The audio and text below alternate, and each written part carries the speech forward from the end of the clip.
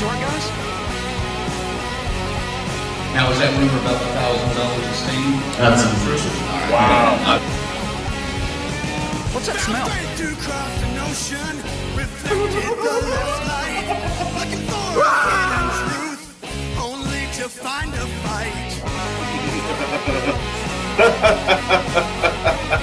I can't believe what I saw. Look, I'm being gay over here. Locally, I'm really.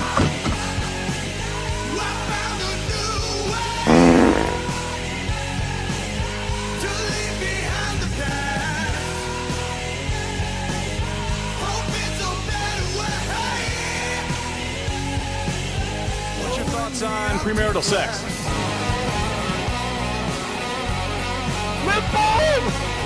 Come play with us. I'm getting the fuck out of here.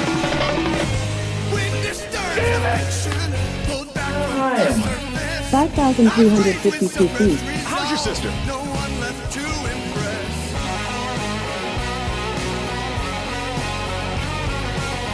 Cereal, a champion. Lowest cost. Fully equipped swimming pool, which we have right here. You can see we have a nice natural side, nice ceramic side to it, and yeah. Let's go check out the west side of the house.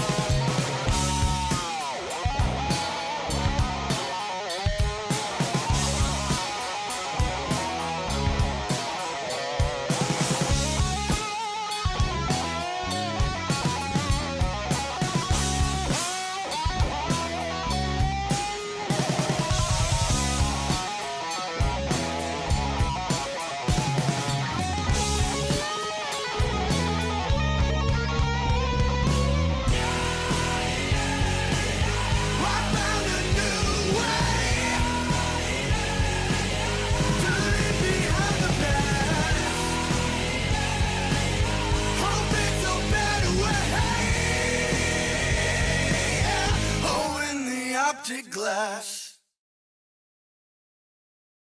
Woo! Here we are again, guys. It's another Death Curse Society and Monday Maniacs. I'm Red Crank, that's Zigzag and Phase, and Colonel must be on assignment. Oh yeah, Colonel is on assignment. the Colonel is on assignment. That's right. We miss you, Colonel.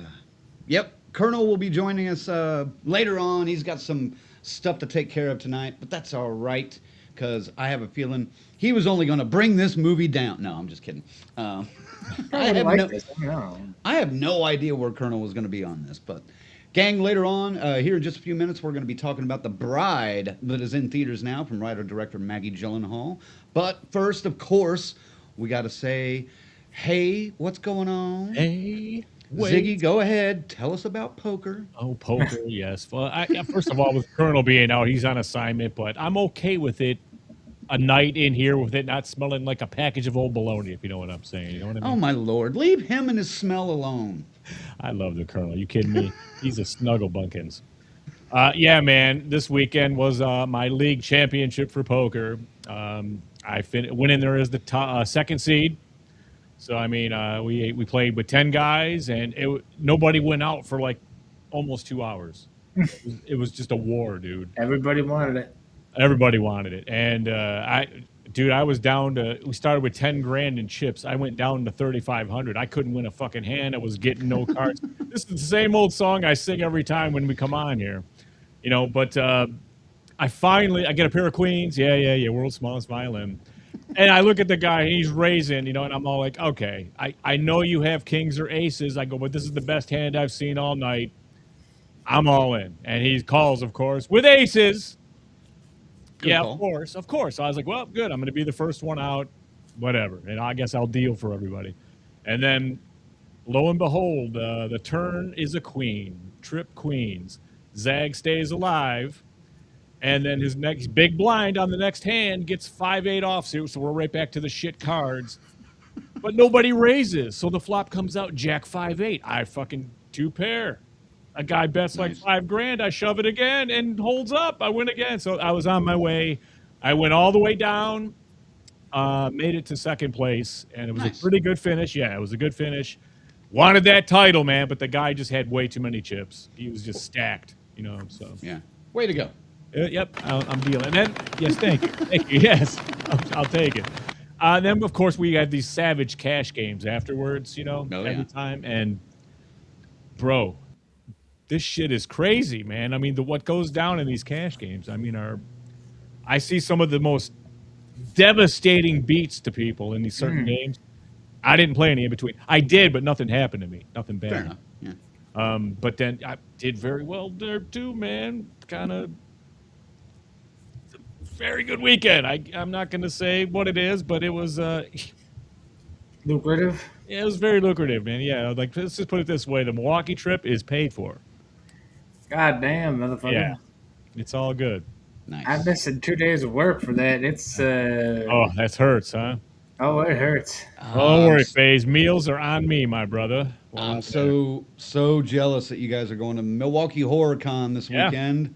I'm missing it. I'm sad. I got a gig though, and I'll be honest, I don't have the money to make that trip right now. I So. kind of didn't either, so it was very timely and fortunate to Well, I do didn't- well. In the I didn't realize the meals were going to be on Zigzag. Obviously, fuck. Neither did I. I might hit the road Oh. Friday night and catch at least a couple of freebies on the way home. I'll tell you what, Frank. If I would have finished in first, I probably could have flew your dumb ass out here. That's how nice this shit was. Nice. I could handle my meals at least. I'm just saying. Don't worry about it, man. It's all good. FaZe, what happened in your neck of the woods this week? Anything exciting? Not really. I did have one thought though. Every show, I'm giving so much press to Cheerios in that intro. Where the fuck is my money at, Cheerios? This boy a check. Death Curse Society, brought to you by Cheerios. right at the we'll sponsor you. I'll put a Cheerios ad up there where Colonel is. Breakfast of sickos. Instead of That's champions. good. I don't That's know. good. That's good. I used to do this for a living, advertising. So Yeah. Same here. I've come up with some jingles in the past. Oh, then We'll get right. real Anybody in the anybody out there in General Mills, neck of the woods, go ahead and hit us up. I And, live by Kalamazoo, dude.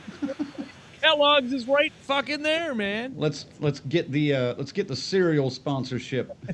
Serial killer. Yeah. I will there say we go. this too, very quickly, in honor of Colonel not being here too, for football. It's a little sports for you. The Lions have begun the rebuild of their offensive line. They did sign Cade Mays from Carolina, the center, to a 3-year deal. That was a problem for our team.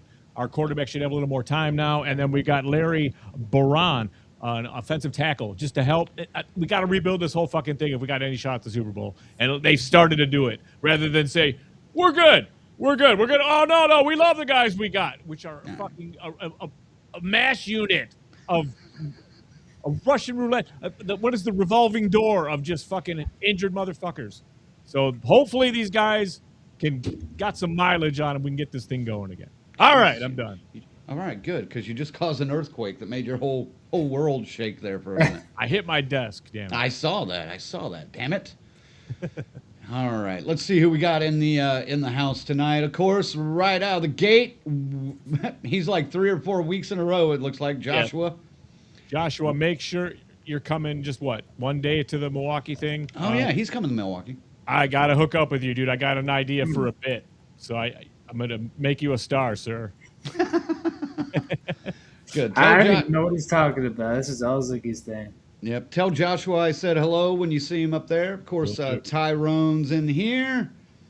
It looks like Patricia's here. There we go. Grizzly early with the woo fish. Hell yeah. Coming in hot. The doctor Is in. That's right. Gina's here. Sue, the twins. Paula. Tarek's in here. BK. Oh, yeah. Yeah. That was my official capacity as DCS. Tarek says, leave Colonel and his smell alone. Red Crank in an official capacity. Just kind of like dismissing me, like, he's heard it so many times. Like, oh, for God's sake, shut the fuck up. God damn it. Looks like we may have a small crowd in here tonight, which is okay because Not that too. Angelo's out here. Mm. Yep, and Joshua says, "I will see you on Sunday." Sunday it is, brother. Hell yeah. All right. I will be there. All right, and yeah, just go, guys. Just take it away. Oh, yeah. Do it. All right. Special thanks to our final girls and guys. We got Christy, C-Phase, Luke, the Muffinator, Alex, and Tyrone. The Crazy Ralph Spells Fancy Creations, Dr. Smiley, Grizzly and Paula, Morgan Crept Horror, Joshua, Raymond, Alan, Twisted Twinning, and the Whole Damn Enchilada Podcast, Thursdays, 7 p.m. And the camp counselors, Adam, Christy, Lou, S. Michael, Jimmy and Rachel, Stacy Lynn, Orlando, Angie, Chuck Schick, Dave, Carl, Patricia, Kristen, JJ, and Indy the dog. Indy the dog. Yeah. Go. Yeah. Thank you to our members, of course. And if you want to support the DCS, you can right here. Head on over to deathcursesociety.com. Check out the membership tab and pick one that suits your fancy and suits your wallet. We don't want to break you. No. But we'll definitely take a few bucks out of you every month if you don't mind. If you don't mind, but we offer benefits and privileges and everything This is true. entailed This herein is true. thereof. This is very, very true. And we appreciate each and every one of you. And I'll be honest, I have not had a chance to work on those perks this last week. I've been kind of bombarded by a bunch of other stuff. And but I should be able to get to that later this week. So hopefully, let's just say shirts are almost in the mail. Let's put it that way. So, but I don't want to talk about any of that. I'm ready to get into the meat of this because I can't wait to talk about this movie. Let's talk about The Bride, ladies and gentlemen. The Bride is written and directed by Maggie Gyllenhaal. I believe this is her second feature film. And man, let's just do this because I want to know, how was your anticipation and marketing for this? Let's start with Ziggy.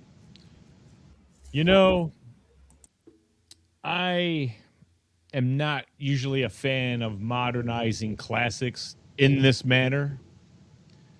So I wasn't really thinking this was going to be all that good for me. And I just kept thinking of the Family Guy episode where Jake and Maggie are there and her dad's going like, you're both just terrible. Just awful. So that was in my mind the whole time. It was so funny. But, you know, but yeah, I don't know. I was just kind of like, you know, I knew we were going to review it. And I'll be honest, I was just kind of, it was almost like I wish I could skip this one. I felt like that. And I also went and saw Dolly like the day before. So Okay. let's Talk about Dolly at the end. I want to hear a little bit about that. Yeah. Okay. All right. What about the marketing? Did the marketing catch you at all, or what did you take from it? I'll be honest. I felt like, remember how we were kind of feeling when the Joker Part 2 was coming around and all that shit? We were like, Jesus Christ. This is how I felt. I was kind of like, man, I just don't see it. I don't think this is going to be that good, doing it the way they're doing it. There's a lot of comparisons to that, but I think they're kind of unfounded. They're either coming from people who haven't actually seen The Bride, I or agree. maybe even haven't seen Joker Folie à Deux, I agree. and have just heard like the snippets on the internet about, you know, oh, it's just a goddamn musical. It's not a fucking musical in the least slightest. Harumph. I didn't get a harumph from that guy. Harumph. Give the governor a harumph. But and I see some comparisons to it, obviously, Sure. but it's not worth. I don't think there's a lot to connect there. I think those connections are being kind of loosely made and put out there. So, Faze, what about you? Anticipation and marketing. I mean, I saw Maggie Gyllenhaal's name on there, and I thought the trailers looked pretty good. I mean, I was into it. I wanted to watch it. I'm like, hell yeah. I was excited. All right. Short and to the point, just like Faye's. Sorry. Yeah, I didn't have a whole lot. I don't think much about the marketing for new movies. You know what I mean? Like they don't. It's just you see an ad and that's it. Well, and I saw this a lot, trailers in the theater, but Tarek even makes my point. I didn't see a lot of this marketed on like TV or. No, but every fucking Didn't have a movie lot. we went to the last 4 months, yes. Yeah, but we go to a lot of you Right. gotta remember that. We go to a lot of fucking movies. I mean, shit. I counted last year I saw like 80 in the theater. And that's my So- point. I mean, I think in the theaters, if you go a lot, or if you went at all, you saw it in that span. Well, but I think, I don't know how many people in how many movies the general movie going audience sees in the theater. I mean, the person I took or that went with me to see this movie had not been to a theater experience except for the Taylor Swift thing with her daughter since I think she said like '09 or something. So this was like the first movie she'd seen in a theater for a while. But um, so but we go to a lot, I would say I would estimate it maybe in the teens, or it could even be single digits for just the regular moviegoer, like a year's worth of movies. Especially with the way people complain about the price of everything, the price of popcorn, soda, and snacks, and tickets, and They got the large popcorn, large pop, $14. What the fuck? That's it. $14.25 done. yeah. Yes. I've got the special deal now where I get half price popcorn all year. Oh. So I bought the little popcorn pass. So it's like $5 every time. I got to look into that. Popcorn pass. My membership's coming up at MJR, but I was at the other place up the road, and their package was like, holy shit, sweet. It's like every third movie's on the house, not you got to earn 100 points first. Nope. Go see 3 movies, and it's one of them's free. Yeah, yeah. Dude, I rack up all the points on my AMCA list. It's a great deal if you're especially since it's right there. Yeah. Literally, I could Yeah. throw a rock and hit the theater. So, You can. I can verify this. and look at these arms. I mean, these aren't rock throwing arms. So, all right. I didn't talk about my anticipation. Hold on. Back that slide up. Hey, that was all you. I was really looking forward to this movie. The marketing hooked me right out of the gate. When they first announced this a couple of years ago, I was a little skeptical because one of the first pieces of news that came out about it was Christian Bale as the monster, and that was all that they really talked about. They really didn't give us anything else out of it. We knew Maggie Gyllenhaal was writing and directing it, but everything else was kind of kept under wraps, and I was just looking forward to it. I thought it was going to be original, different, an interesting take on the source material of Mary Shelley's Frankenstein. And moving right into initial thoughts, I'm just going to keep blathering on. And, dude, that's exactly what we fucking got. I mean, that we got a very original take on this material. Maggie Gyllenhaal swung for the fences in every aspect that you could possibly do in this movie. And I'm just going to read what I wrote on Letterboxd after I got out of watching this the first time, because I literally just went and saw it an hour ago. So this is a fascinating watch, beginning with the amazing Jessie Buckley, who somehow gets better every time I see her. The last thing I saw her in was Men, which is, again, another very original movie, but she plays it so well. I could not take my eyes off her performance, which was weird, quirky, funny, touching, powerful, important, and raw. Did the overall message come and slap the viewer in the face? Yes. Yes, it did. proudly and loudly with the backhand of Rosie the Riveter. If 70s feminism meant burning your bra, this movie blows up an entire Victoria's Secret and stands outside watching it burn while smoking a cigarette. It's a message that has been around for a long time, but needs to be amplified in this era where so many powerful men and women continue to protect known predators while outsiders cheer their success. But this movie is more than just a powerful message. There's so many layers going on, it's almost impossible to keep up on a single watch. Zach, put that cheesy hand down. Good God.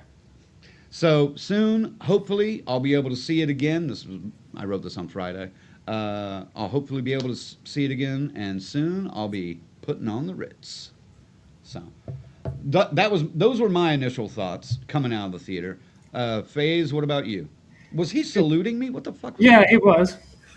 And that's why I said put your cheesy hands down. It was? Go ahead, FaZe.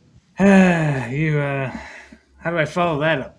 No, I knew immediately what my score was going to be as soon as the credits rolled, which is very rare. I usually have to think about it. Nice. But I was very happy. I don't want to spoil too much. I kind of want to give my final thoughts during that, but it's just go see this if you haven't seen it. It's an excellent fucking film. It's gonna be the must watch of the year, I think. Like, I don't know. It's still early. Yeah. Well, and it's been getting some scathing reviews. And don't believe the shit where people are talking about mass audiences are walking out of the theater. I witnessed a walkout at my screening. How many people? 4. 4? All the same group. But here's the thing. These stupid Now, 4. That's nothing. hold on a second here. Were they kids? These fucking kids. Okay. Now, I have respect for our twin friends in New Mexico. They seem driven. They seem intelligent.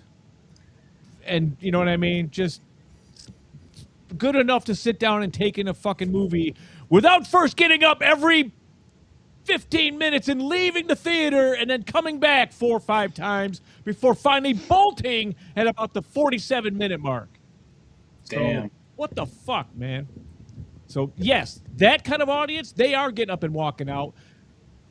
This movie ain't for really them, though, I don't think. Well, that's one of those. Well, these. Oh, and this is I'm not embarrassed. this is not a popcorn movie either. This is not a movie. I don't think this is a movie for your general movie-going audience. No. This is a movie for your cinephiles. But it's on the fringes because I technically shouldn't really enjoy this movie. By the way I roll, you know what I mean? Okay, all right. Why? Because you're a straight cis man? No, or straight cis male. Nothing like that. It's funny to see where you go. I see where Crank's. The movie is all about feminism. I mean, a straight horror movie like that. But I knew this. This is a fairy tale. This is a fable, and it's. You know, I wasn't sure. I said at the beginning of this, I don't like it when they take these classics and modernize and change them. But when you have star power driving the fucking bus like this, I think you can pretty much accomplish anything, because I pretty much enjoyed this one quite a bit walking out of it. You know? Okay. If you don't like movies being modernized and such like that, what kind of score did you give Guillermo del Toro's Frankenstein a couple months ago? Remember, I didn't like it. I gave it a low score. Did you? I did. Interesting. I thought I gave it a 5 or a 6 or something like that. I was the lowest one out of all of you with that. Okay. And I said I like my overcoat, dinner jacket, flathead Frankenstein, man. That was, at that time. It's not about Frankenstein here. You know what I mean? It is, but it isn't. Right. And it's just one of the layers, Crank? But he's great. Christian Bale is great in this as the monster. But this is about the bride, and You know, I agree with you. It is. It's discrimination of women, of the sign of the times at that time, but it's the empowerment is happening. The revolution begins with this. You know, I mean, it's that kind of thing. That's your message, and it's not annoying in any way. Just hearing this tale like this, and then just. We'll get into some of the plot and stuff about it, but I mean, it's definitely. I walked out of this. I was liked it a lot more than I thought I would. Yeah. All right. It's because it's very smart. First off, the twins say yes. We can at least sit through a whole movie. Oh, your peers. Let me tell you something, man. I weep for the fucking future, man. It's not good. It's not that bad. Jesus Christ. These pajama wearing Dr. Seuss looking motherfuckers, man. They're not the majority. Two guys and two girls. They all look the fucking same. They could have been from the same family. I don't know, man. Maybe they were. No, they weren't. If they were, then it was disgusting. Drama theater. Was it a little ding ding ding ding ding ding ding ding, little cousin fucking action going on? Ding ding ding ding ding ding ding. They all had pretty mouths, Crank. They all had pretty mouths. What the fuck is happening? Fair enough. Tarek also has a good comment about your rant. It looks like I wait to take my Monday cinema or cannabis gummy until Zag loses his shit about a production detail. Looks like an early night. I'm sorry, man. This is just more like the experience. Because, like, well, first of all, when they got there, we were already 10 minutes into the fucking movie, and the idiot trips over my fucking reclined chair. It's not like there isn't a long enough aisle to get by. No, he's got to go skimming by the fucking seats. So I was taken out of the experience quite a bit. 4 times, Well, to be exact. Damn it. No, I think this is a movie that's gonna, maybe not immediately, but I mentioned this to my friend Abby as we were leaving the theater. I think this is one of those movies that's gonna be discussed in like film school. Like this is a film school teacher's wet dream. Oh, I can see that. This could become, I mean, not to the degree of where people are reciting the lines or anything, but this is going to be a cult hit, monster cult hit. I disagree. I think at least 1 or 2 lines are going to be quoted. Okay, yeah. I mean, but you're not going to be singing it like Rocky Horror. You know what I mean? There's not. Well, no, there's not. Really nothing in there like that. Right. There are a couple of. But that's dance numbers. There's one dance number, but it's so fucking priceless. It's so appropriate to the story, though. I mean, yeah, everything about it like that it fits. It all fits. And Tarek, you do get your wish. Shit, I gotta find that comment now. Oh, I saw that earlier. There it is. Good, man. Tarek says, "I'm just hoping to hear Putting on the Ritz and Bale's screamy Batman voice." You do get your wish. Somewhat. Spoiler, I'll give you that much. But dude, that is a beautiful nod to young. Dude. Yeah. There were nods to a lot of stuff. Young Frankenstein. There were nods to Frankenstein. Sure. I fucking love this movie, man. You can tell Maggie's a fan of Mary.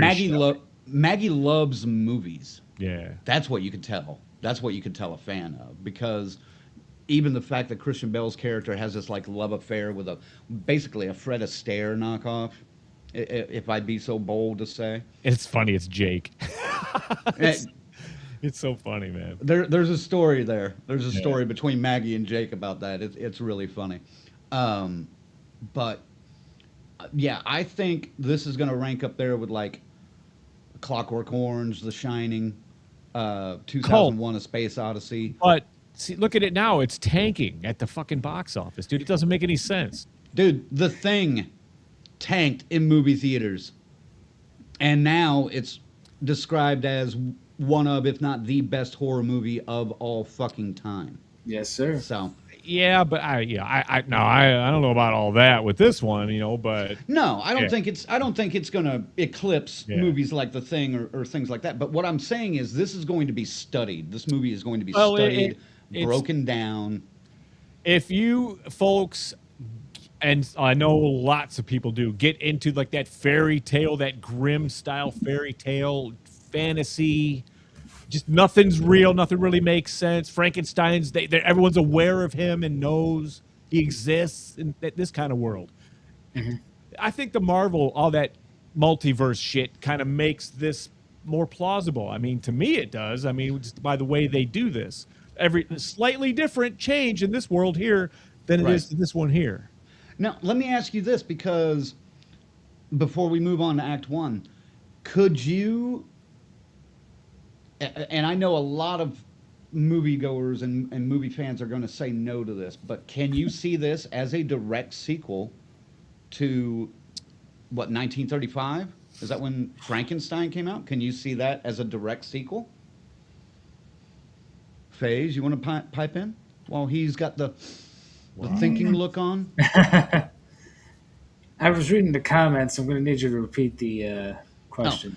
Can you see this as a direct sequel to the classic Universal Monster Frankenstein movie? I don't see it as a direct... Oh, to the classic Frankenstein.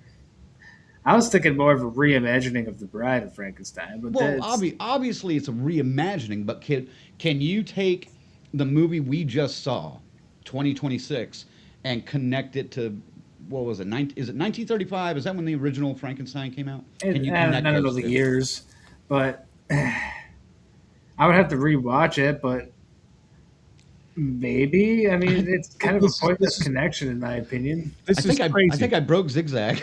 Well, I mean, I hadn't gone down that avenue, and now I am, and I'm going like, this is what the original would have wanted to do. This is what Mary Shelley would have wanted to do. Yeah, like he would want to get to know his bride like he does in this. And so that's a hard question, bro. I mean, you know what I mean? I don't know. Oh, go back into the movie a little bit, and we'll explore this later. But he says, he was born in 1819. Yeah, he's 100, which tracks with Mary Shelley's book and the movie, basically. I would think, yeah. So he's 117 years old or whatever in 1936 whenever he shows up. And at one point, the doctor is checking out all his scars and wounds and everything, and she gets to his neck, and he's like, "Yeah, I yanked those out years ago," like the knobs on his neck, yeah, the bolts.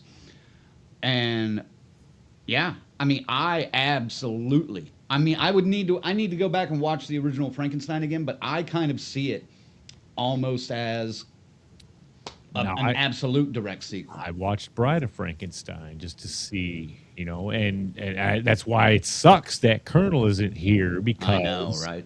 Of absolute repulsion and no, but they touched that here. Yeah, he's probably watching this wherever he is right now, going, "God damn it, I want to talk about it." Fuck you, Crank! I want in on this conversation. What? Yeah, he never got around to doing a review and sending it, did he? I never saw one. Yeah, so. I didn't see it either. That he was supposed to watch it and give us 5 minutes of his review and his thoughts, but he's busy. He's a busy man. He is. He's a busy guy. All right, we got to move on though. Let's talk about Act 1.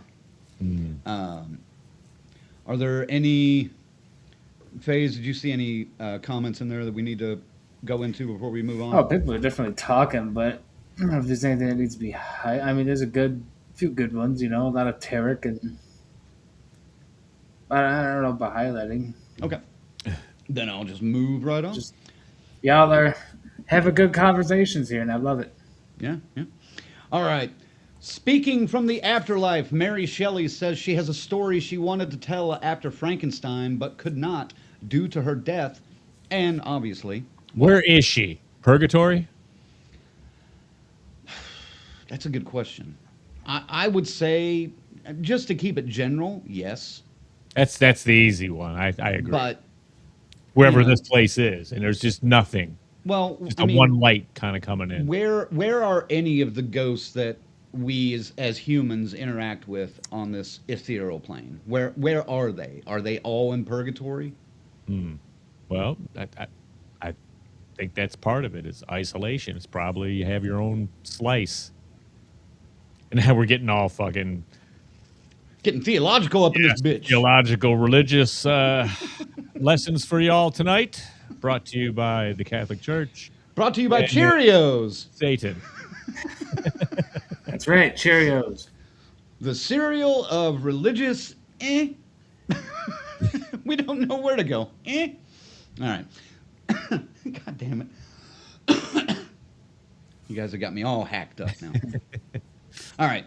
Speaking from the afterlife, Mary Shelley says she has a story she wanted to tell after Frankenstein, but could not due to her death and, let's be honest, other circumstances around the time that she was a writer.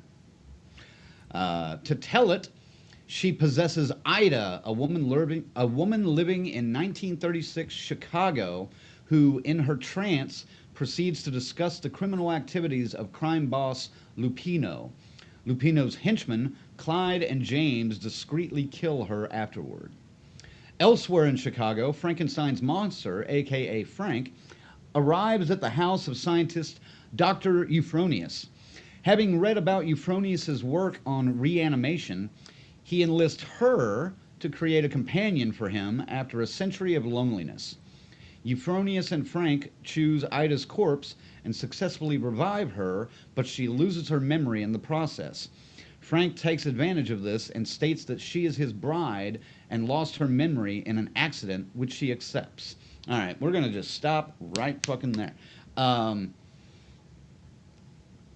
Every female character in this movie is being held down.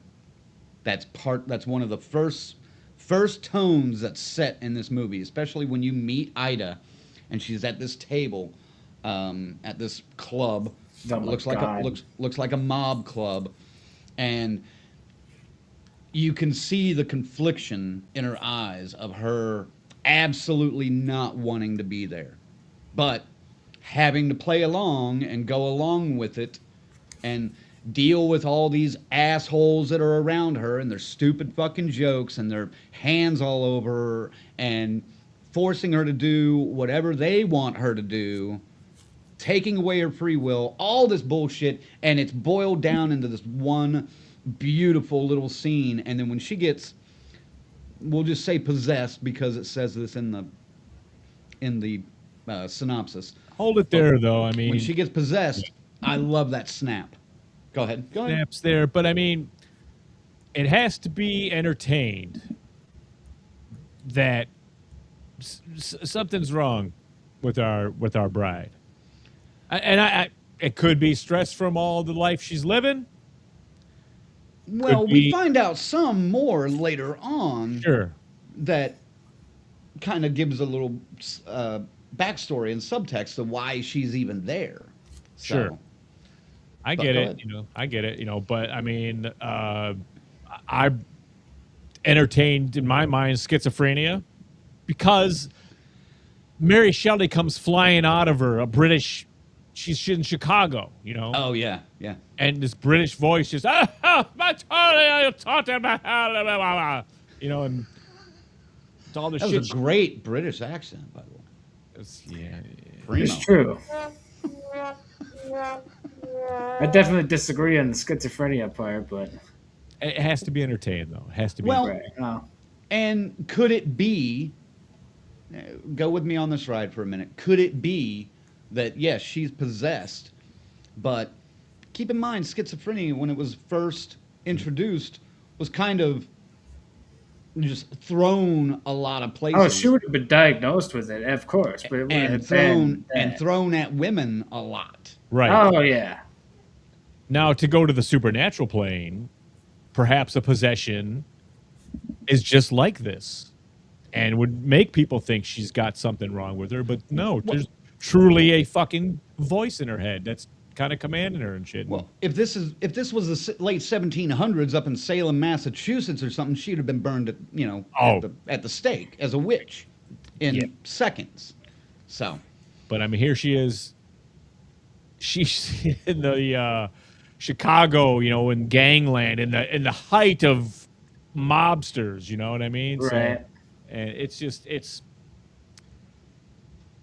and and that's, you have to see it though, because when she does this change and starts just speaking out in Mary Shelley's voice, It's fucking beautiful. It doesn't fit, but I mean, it's beautiful. It's so entertaining. It's so amazing to watch her go.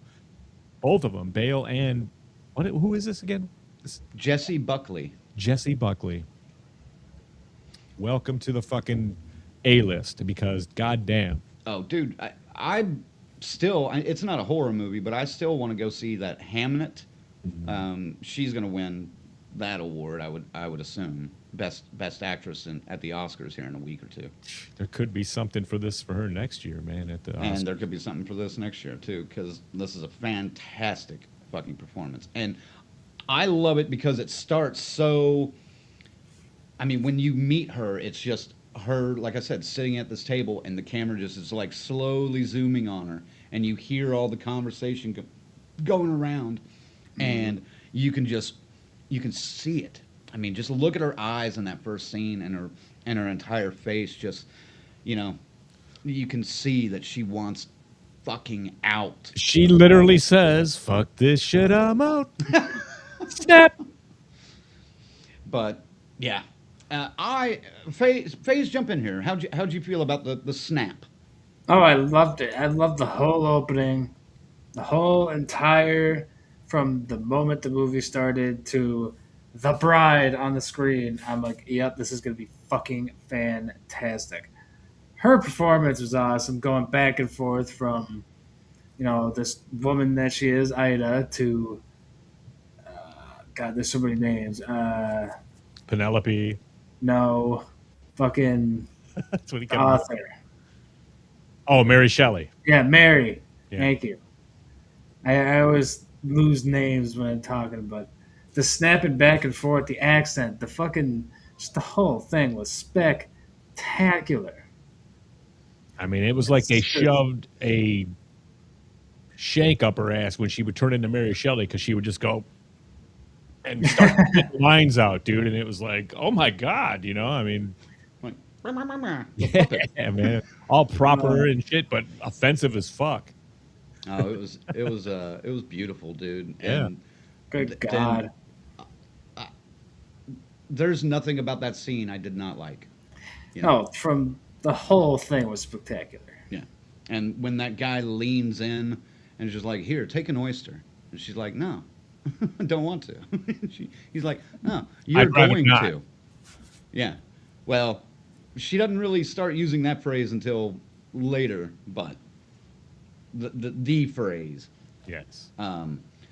But yeah, and you can just see her look at this guy with the utmost contempt and take that oyster and then snap. And it's just like all this suppressed rage has just been building and building and building for however long she's been living this life.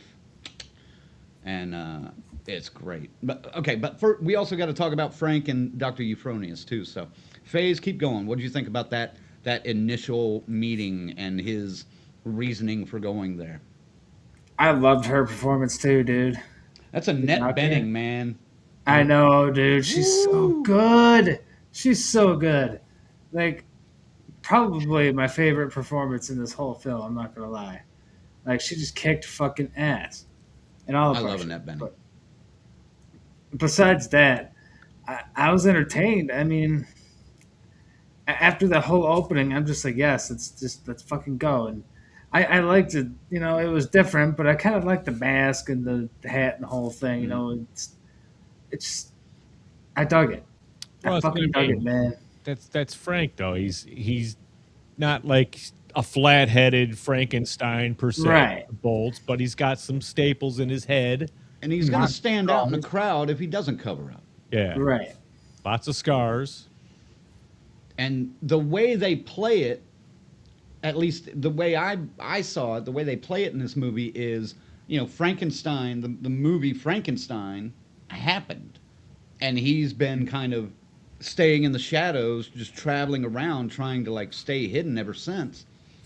And who knows what happened between 100 years, dude. Yeah, who knows what happened between 1819 and 1936, when he gets to America and gets to Chicago and gets to Dr. Euphronius, 'Cause you There's a line, and it's almost a throwaway line, kind of early in Act 2, where he's trying to tell the bride to go away. He doesn't want to get her into trouble, and he's like, "I've lived this before, you know.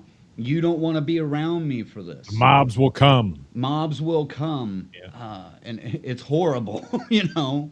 Yeah. So, I love that they take it in that they keep it in that humanistic way for Frankenstein, and yes, I'm going to refer to him as Frankenstein because that's what he's referred to most of the movie, or Frank. He's given up. There's even another line when he meets Dr. Euphronis where she goes, "Oh yeah, I've read all about, you know, Dr. Frankenstein and his monster," and Christian Bale's like, "Ugh." You know, like, God damn it, I've heard that enough. I'm sorry. Yeah, she's all of me. I didn't mean to offend you. Just, you know. But and then later on, when you know, she's like, "Look, Frank, if this is just about some sex, there's places we can go." You know. She's great, man. Yeah. She's awesome in this. But going back to my first point I made when we started talking about Act 1, where I say every woman in this movie is held down, even Dr. Euphronis, because he shows up. Frank shows up looking for a man. Yeah. And, Yes, you know, here comes Annette Bening, and she's like, "What's wrong with you? What can I help you with? I need to talk to Dr. Euphronis," and blah, blah, blah. And she starts asking questions and yada, yada, yada. And Frank finally goes, "Can I fucking talk to Dr. Euphronis?" And she's like, "You are, asshole." I'm Dr. Euphronis. I published under just the letter C, Euphronis. It was just easier that way. And I just love the way that twist in there and fit with like the entire overall theme of the movie. Oh, wait, So, wow. Like get in there, Ziggy. Talk about this. Now, her morality, you know, is questionable with how quickly she was turned to going ahead and reanimating a corpse. But I mean, still, it doesn't matter. You need this for this story, and it's not about. I think it took enough time. It's not about that either. It's not. I thought you were a mad scientist. Yeah, I don't know. right. I loved her slow reaction to that and realizing, I am a mad scientist. Fuck. I think it took enough time because, man, listening, I'm not going to go through it all, but listening to his full explanation is fucking heartbreaking, man. Yeah. And, I mean, I know a lot of my friends deal with loneliness and suffer with depression and things like that. Mm-hmm. This is loneliness on a 100+ year scale. Yep. Man. To the point where the dude Frankenstein gets panic attacks and shit. Yes. Fucking crazy. And, you know, even when he says, you know, he's trying to talk her into, you know, creating a bride for him or a companion. And he says, "Look, when we shook hands yesterday, that was the first time ever for me." And she goes, "How was it?" He goes, "Outstanding." You know? Exquisite. Yeah, or however he describes it, you know. But imagine that, dude. I'm a hugger, so when I'm out at shows, I get dozens of hugs a night, you know, when I'm hosting a show. But imagine not having any kind of physical touch. I'm not even talking about sex necessarily, but imagine not having any physical touch. That would be crippling, dude. And I get it the way he reacts with his you know, panic attacks, as you put them. So I think that's about where Act 1 should end, though, is when they reanimate her and she pops to life and is just like, "Where the fuck am I?" You know? Yep. It has a busted leg and shit. And yeah. And I think Patricia asked earlier about, do they explain why her mouth is stained or whatever? Yes, they do. They have a. It's part of the process when they're bringing her around, reanimating her, or what do they use? What word? Reinvigorating. Reinvigorating. yeah. Yeah. When they're reinvigorating her, they use this ink for something that's, or some kind of chemical that stains because she like Black, coughs it up. at one point when she's coming out of it, and it just perfectly goes onto the side of her face and everything. So yeah, they explain that for sure. Should we move on to Act Two, or anybody else got anything to add? A couple of good comments here. Well, Yeah. I'll save one for later because I don't know, it might be good for Act 3. But Lorena says, I'll get it up here.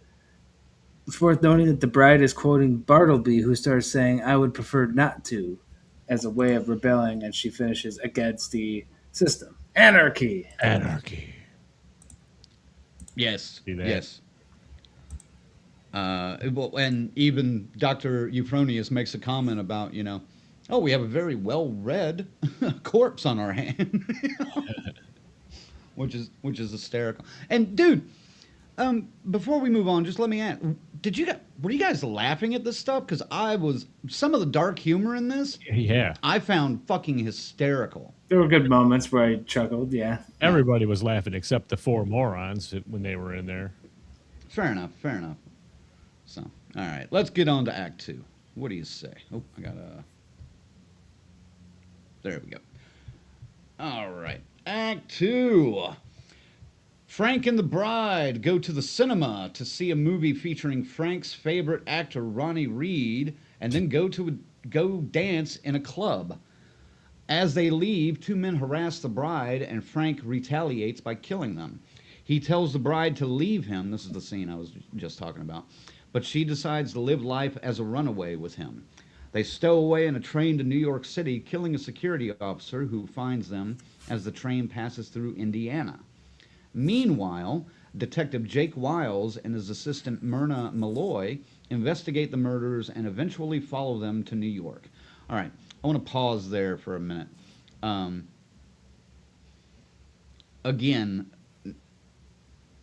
Maggie Gyllenhaal takes some big risks in this movie, and some big swings in this movie. And the fact that they almost have like it's a 1930 club, basically, but it's got a whole lot of modernistic touches to it that make it stand out quite a bit. And I really dug some of that. What did you guys think of that? Well, all the seedy people were up in there too, Even Frank walked by it at one point and was like, I ain't going fucking in there, man. Just kept going, Right.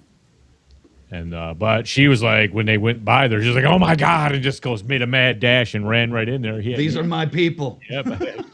She was dancing around with everybody, and of course, it gets a little bit, a couple of guys get fresh, and he steps up and says, all right, let's go.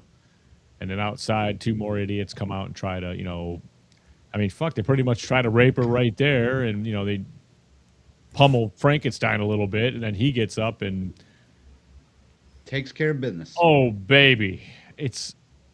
I love a good curb stomp. And this might be the curb stomp of all time. It was good. Yeah, it was a good one, man. American History X still has it for me. Well, yeah. Well, this one was like a frontal lobe fucking curb stomp. Oh, no, I get you.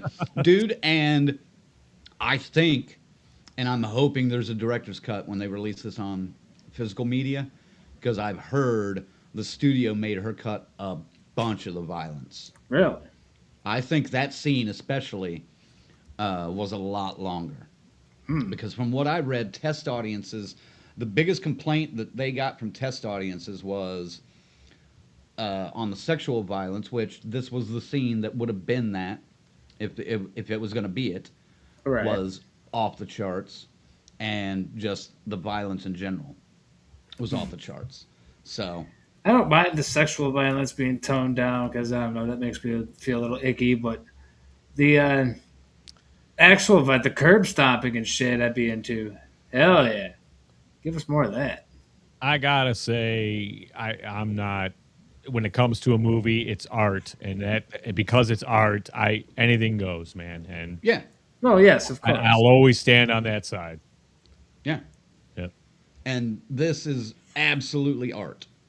So yep. Oh, I mean, all movies are to an extent, but this high art, if you want to go that route.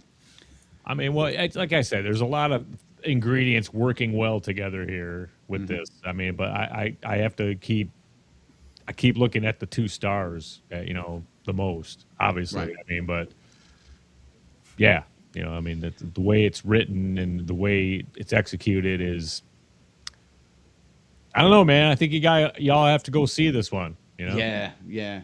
And hopefully we don't ruin it for you. Yeah. And if you disagree with us, if you've seen it and you hated it, comment. That's cool. Yeah, Did that's you all, walk man. out? Yeah, did you walk out? Let me ask you this: when the detective, Jake and Myrna show up, did that kind of like feel like a weird shift? Like I was not expecting that side of the story. You know what I mean? And I'm not saying it was bad, but it felt like it. This is maybe one of the few I can't even say complaints, but criticisms maybe. It felt like putting on the brakes of the actual movie to get into this. I disagree Little with thing. you because it's absolutely what we're talking about here. She gets no credibility no matter what. He's her secretary. You know what I mean? But she's Well, right. Just because, you know what I mean? But he knows because he's a dipshit, the guy that she's with, but they'll listen, Right. they'll talk to him, and then she figures the shit out. So no, once later on through, Yeah. once we get more about them, I love their interactions and I love their part of the story. But the first time I watched it, when they first introduced them, like just walking along the train tracks, and I'm just like, whoa, Release this comic this- relief. Well, Yeah. it just felt it felt like extra in a way. I guess is the best way I can put it. I was not expecting that. I But- don't know. Like I said, as soon as she got cut off by the dude, I went, oh, okay, I get it. They're establishing still that the discrimination is still enacted here. They're not going to listen to this person. Doesn't matter if she could be the best detective. She could be fucking Batman. They'd be like, nah. Don't bring Guy over Batman here. into this with Christian Bale in the room. Don't bring Batman. Let me tell you something. You got to listen to these ladies. I'm Batman. I'm Batman. I would like to tell you that I was Batman, but Oh my this god. is not a Batman movie. Batman who crawled through a tunnel of shit in Gotham City and came out clean on the other side. And came out somehow as Frankenstein on the other side. I don't know what happened. Oh my god. Jesus Crazy. Christ. Where are we going? No, again, another woman, third woman that's really introduced in this movie, held down, Myrna. Yes. We didn't even talk about the maid or the help, Dr. Euphonius. That's true. We didn't really mention her. But she's held down in a way. So, Oh, absolutely. all right. Moving on. Frank and the bride cause chaos in a screening of Revolt of the Zombies and then seek refuge from the police and an angry mob at a high-class party. Frank runs into Ronnie Reed and expresses his adoration, but is dismissed. Detective Wiles and the police arrive at the party, but fall back when the bride briefly holds Reed at gunpoint. Wiles recognizes her real identity as Ida. The bride and Frank kill a police officer and manage to escape the city in a stolen car. I want to pause there, too, for a minute, because somewhere around this point, he gives her the name Penelope. Roger. Frank gives the bride the name Penelope. And at first he says Ginger Rogers, and she kind of laughs that off, like, what? And then he says Penelope instead. Yeah. Anybody know the connection there? Penelope is no. I did have to look it up, but I did remember Ginger Rogers played someone named Penelope, but I did have to look it up. It was in an old 1936 movie called Swing Time with Fred Astaire. And Frank has seen. He's a movie guy. He's a theater All guy. those movies. Yeah, Yeah. he's seen them all. Yeah. So that makes sense. I love that little kernel, Yep. Oh, sorry, Colonel. That little kernel of information right there. It was just a nice little touch. But then I love when they're in this movie in New York, and it's Revolt of the Zombies. and the audience is, as they're walking in, the movie's already going, but as they're walking in, the audience is like reacting to you know, different things, and they've got these Yeah. what The look 3D like glass? 3D glasses on and everything. And I think it's hysterical, just the things that the movie screen is saying as they're walking in was just so well done. You want Ziggy, Faze, one of you want to talk about that scene? Yeah, I mean, it's exactly that. They're trying to get in there. You know, because she's like, oh, we already saw that one. Let's go here, and runs into this one instead. You know, they drags him across the street. All the things he's never done, and she's making him do, and he's loving it. You know, he's living. So they're forming a bond in a relationship. It's all like, you know, Frankenstein falls in love. It's a love story. Oh, and that first scene where they're in the movie theater, the earlier one, when he's talking about Ronnie Reed had polio and one of his legs was shorter than the other. That whole scene is so fucking beautiful too, because she like leans over to him and goes, "Is that your kink? You like one leg shorter than the other?" And then you cut to her legs, and she like moves one leg up just a little bit, and then it shows him, and he has that little weird smile. Dude, I mean, yeah, like you said, they're forming this bond, and it's weird because they're monsters. They're dead, you know, but you see this humanity with them, and it's just fucking amazing, dude. And fuck the haters of this movie. That's all I'm It was just saying. done slowly, you know. But I like that about it because it made it feel a lot more realistic in a way, even though it's completely absurd because it's Frankenstein. But hey, it's the story, you know.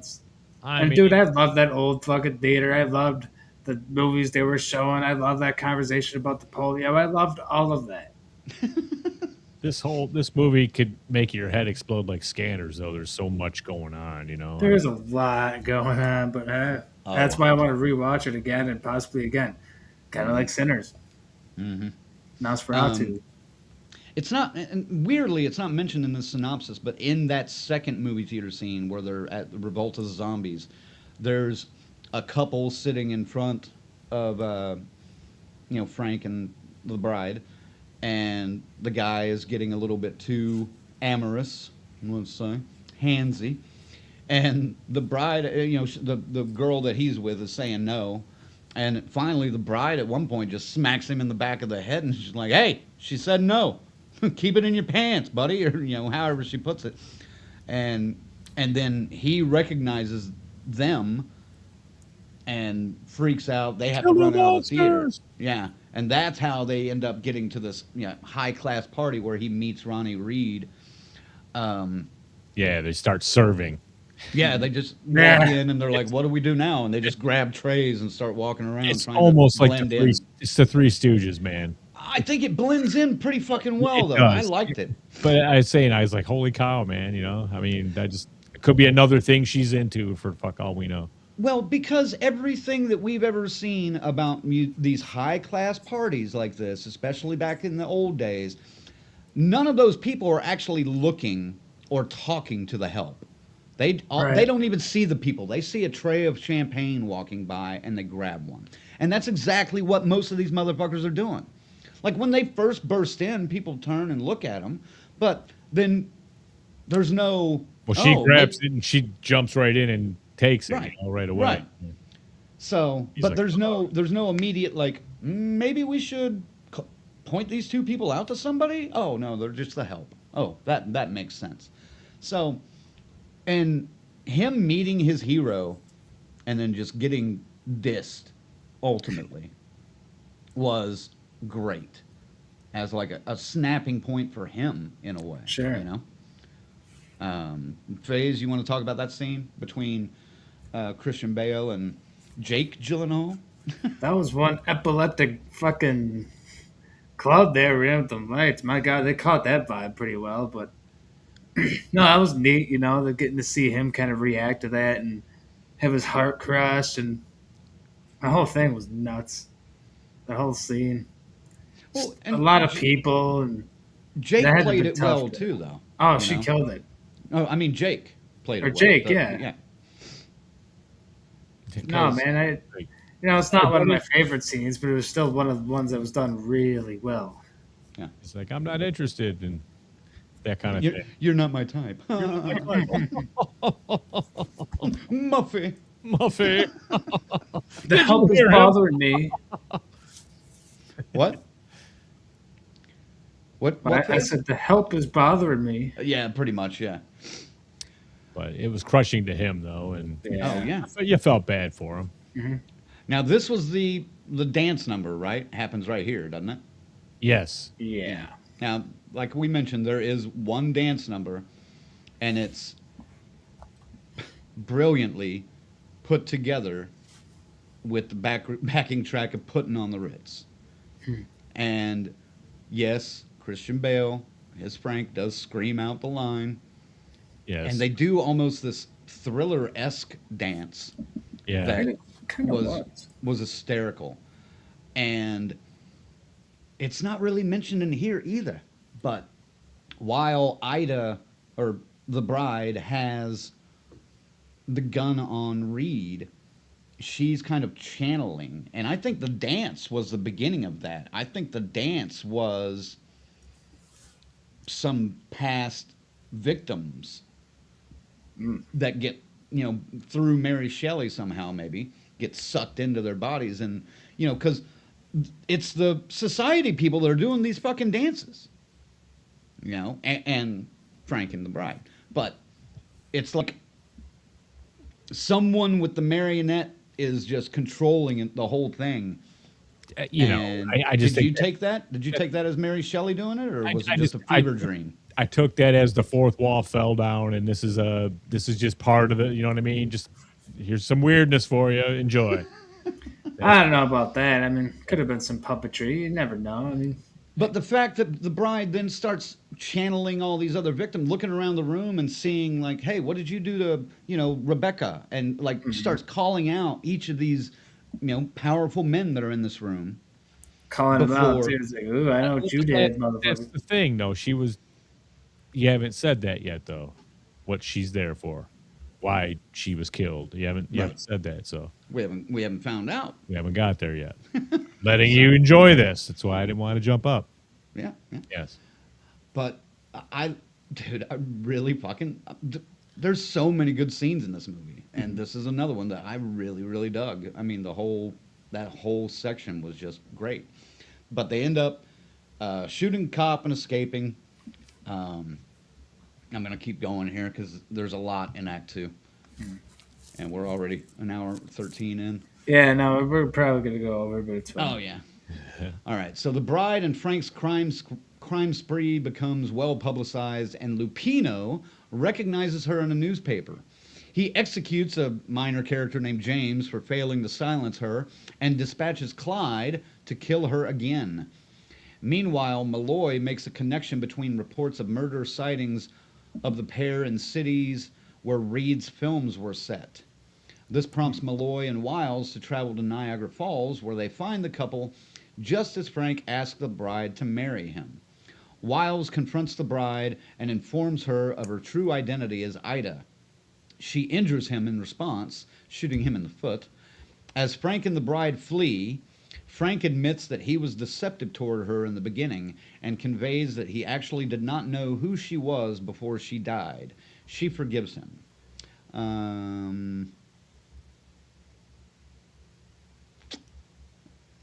Stop there, or go on just a little bit more? Do we need I to don't go know. ahead? Do we need to explain the police tie-in here before we get into Act 3? Well, 'Cause that's absolutely next. you Do you want to described- give that away? Like, you got the mobster dispatch Davy to go kill her, and he goes, "Hey, bring me a tongue for a souvenir." Yeah. One of them guys. yeah, he has all these jars of fucking gross Tongues, tongues and fingers. stuff. Yeah.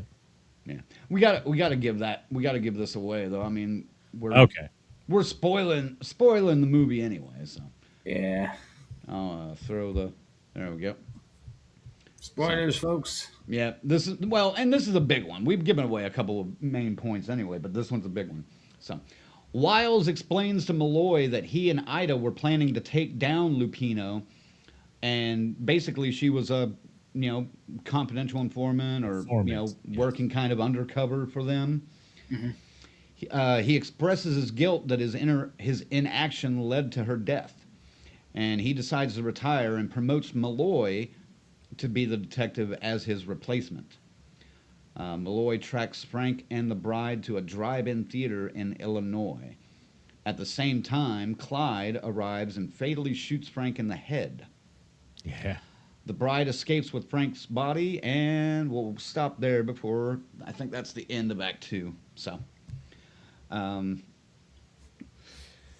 throughout this movie, this is where you hear the bride say, I would prefer not to. And this movie, a lot of the themes, one of the biggest themes of this movie, I feel, is consent. And the fact that she was kind of duped by Frank in the beginning as to having had this relationship previously, and then find out that that was bullshit, and then still, come to her own accord where when he does actually propose that, yeah, maybe I would like to spend my time with him. That kind of brings the whole I would prefer not to full circle. And I love that. But Ziggy, talk about the rest of Act 2 here. I mean, yeah, what'd you like about Act 2? It was, I dug the mobsters coming and everything, and then just this whole. You're kind of into Act 3 when you say he's fatally shot and everything. I consider Act 3 back at Chicago. Back at Dr. Euphorius. That's pretty short, but that works for me. Euphonius, yeah. Euphonius.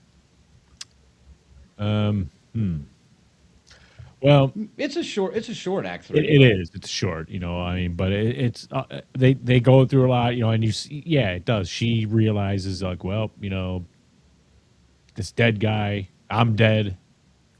Fuck it, kind of almost, Right. We make a better team than and they have a lot of fun when they're running around acting up and everything. So it's almost like a Bonnie and Clyde kind of shit, or Natural Born Killers, even a little bit of flavor. The way they are. They're not out like destroying everybody. They just want to be left alone. Just live life. But they get their money from a fucking fountain. Oh boy. Well, here we go. We gotta answer this question since somebody is a little impatient and anxious. BK wants to know: should we go see this in a theater or wait? Fuck me, you long-winded dorks. Kidding, fellas, but seriously, spend the money.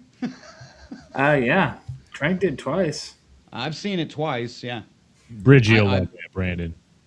I think, yeah, and I think he even pointed out, man, we already have so many Frankenstein and bride outfits. Dude, you're gonna have to get all the new bride look with some stuff of this new bride, dude. You're fucked. You're totally fucked. But dude, I swear to God, you better watch your nuts if she starts painting her makeup on the side of her face. You better take a guy's trip that weekend. You don't want to be around Bridgie if she's doing that shit. It's just, like I said, I'll say it again. Just fairy tale, just fantasy, just story. It's a story because there's no reality to this, and that's okay. Yeah. What about you, FaZe? I just love the flow of it, man. Everything in New York and Niagara Falls, everything just kept like bang, bang, bang, bang, good scene after good scene after good scene. I'm trying to think of what sticks out to me the most in Act 2, though, and that's actually a tough question. It's like, it's all good, man. It's all really good. I like the gangster plot. I was very grossed out by those jars of tongues, man. I think that sticks out in my mind the most, just how well done those were as a set piece. Just gnarly. Yep. What's that? What? That's Michael's comment. Oh yeah, Jared Slowburn Hey. and Crank saw it twice. Great. Hey, I can wait for hey. the That's right. Take that, S. Michael. I would expect really not to be a fan of this, and it's just, you can't help it. Just the way they tell this story, it's just like it's a weird comparison, but it's kind of like watching The Princess Bride the first time. No, I could see Yeah, that. you dig what I'm saying? I absolutely Okay. smell what you're stepping in. Cool. I mean, because I was going there a lot. I was like, well, this is something completely never been done before. All the way. Sure. So. Yeah. Or, I mean, you could even throw like Never-Ending Story into this Yep. in a way. If anything under the fantasy, fables, Yeah. fairy tale banner, this is right there, man. When you get that itch, if you want like Edward Scissorhands, something like that, this is right there, man. This is all right in there. That fantasy thing. When you got that flavor, you need that itch, that taste.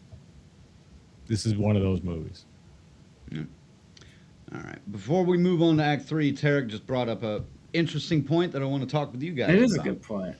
He says, I'm reading some of the bad reviews on forums, and it's honestly funny how little people are saying. It lacks cohesion, and it's just a series of ideas and other things that make me want to go, you have seen movies before, right? So, Anyone that thinks that way.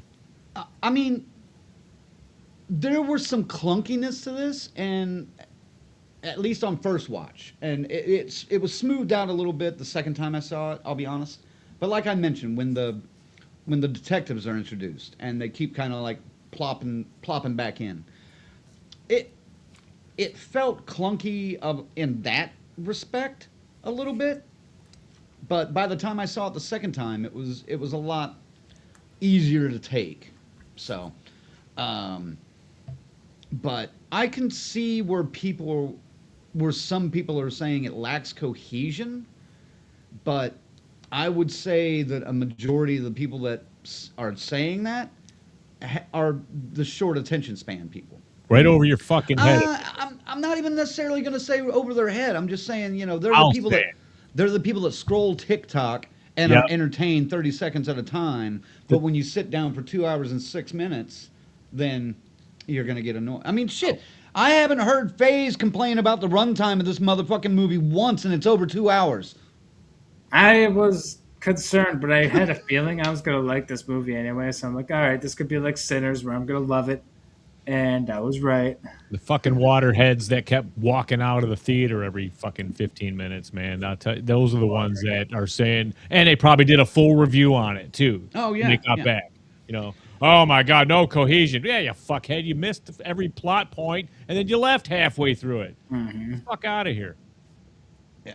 All right. Let's move on to Act 3 and get this wrapped up. Yeah, holy shit. I don't want to get so super mad at the audiences about this movie. Stupid idiots. All right, so the bride escapes with Frank's body and returns to Dr. Euphronius's laboratory, unaware that Malloy is following her.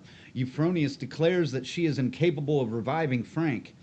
Clyde breaks into the laboratory and fatally shoots the bride before leaving. The police arrive and also continue to shoot the bride multiple times. I'm just going to take a side note here and point out that all the police are men, by the way. Yeah. That is actually true. If it's not on the nose enough, here's 15 men plugging 150 bullets into a woman. Were there any female police back in 1936? Well, who was Malloy? She was a detective. The secretary. Yeah, secretary. Yeah. The secretary, but yeah. All right. So she was the first one. The police arrive before Malloy orders them to search for Clyde, leaving Euphronius with the bride and Frank's corpses. Seemingly possessed by Shelley's spirit, Euphronius decides to revive the couple. From outside, Malloy sees bright lights shine from the laboratory, Inside, the revived corpses hold hands. During the credits, Lupino is apprehended by Wiles and the female rioters who were inspired by the bride's rants. And we don't know exactly what happens to him, but we have an idea. Yeah, I mean, it almost went Batman villain the way those fucking cultist freaks were. Yeah. Right. They were really And- into it, you know. Yeah. And the end. And scene. And scene. There's a line along with, I would prefer not to. That's like the underlying theme throughout the entire fucking movie. It is. And I get that. But there's a line With great power in comes this great responsibility. in this act, in this final scene, basically, where the bride. It's right before the over the top Me Too moment. But the bride says, "I just want so much that it hurts, and it's terrible." And that line stuck with me. Because does she want that much? I don't think she does. But just some 1936 down on her luck woman might, or just hell, women today want so much that it hurts, and that line, man, I'll say it, and that's Michael. You can call me a pussy or whatever you want to call me, but that line brought a fucking tear to my eye. I love that final scene, and it was so beautifully shot, and the conversation between the doctor and the bride was great. Even when the doctor is talking about, her husband and the stuff that they did together. Mm-hmm. Fuck, I love that. I love this ending. And just the final, besides the afterthought of the scene, the final scene where they hold hands at the very end was just fucking perfect, basically, in my opinion. But go ahead, Ziggy. Yeah, I mean, you got it pretty nailed there. It's an open ending, but I mean, she said she couldn't revive him, so I don't know. Was she just pumping enough juice into him to get his hand to work to grab hers? Is that all it was? But maybe she didn't know she could revive him. Yeah, I mean, her theory was, well, I might not be able to. And like she said in Act 1, when he came to her, what if she's a monster? It might not work, yeah. What's it going to be like when I do revive her? What's it going to be like when she revives him? Yeah. Yeah. I mean, it was good though. I mean, it's so different and unique that it's worth a watch. It certainly is, and I don't know if they'll be studying it in 50 years, but it's definitely. I do think it will gain cult status with a certain group, and they'll love it, and they'll hoist it, and they'll have screenings, and hopefully they'll get the cast and all that shit. So, dude, they're gonna be studying this in 2 years. 2 years. This will be on syllabus for film schools within 2 to 3 years. I'm saying. I could see it. I'm not fucking around, man. This movie is important to, like, cinema studies. I just see it. I just see that. Maybe I'm wrong. Who the fuck knows? Yeah, it's an artsy fartsy movie, but it works on a lot of different levels. It works on a lot of different levels. Now, before I throw it to Faze, I need to mention that there is a cat that is introduced in the final act. It was briefly seen in Act 1, but yeah.